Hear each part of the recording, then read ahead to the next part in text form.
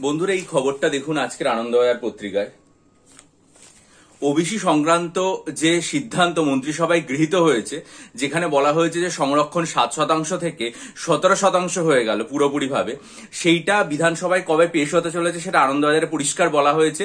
বিধানসভার অধিবেশন শুরু হচ্ছে জুন মাসের 9 তারিখ থেকে, বর্ষাকালীন অধিবেশন। জুন মাসের 10 তারিখে বিধানসভায় পেশ হতে পারে বলে শাসক শিবির সূত্রে বলে দেওয়া হয়েছে। অর্থাৎ দ্বিতীয় দিন বিধানসভার অধিবেশনে জুন মাসের 10 তারিখ এটা বিধানসভায় আসছে। আজকে আনন্দবাজার পত্রিকার এখানেই খবরটা প্রকাশিত হয়েছে। আর একটা খবর আপনাদেরকে দেখিয়ে দিই, সেটা হচ্ছে নতুন মহকুমা। মুর্শিদাবাদ জেলায় নতুন একটা মহকুমা তৈরি হচ্ছে।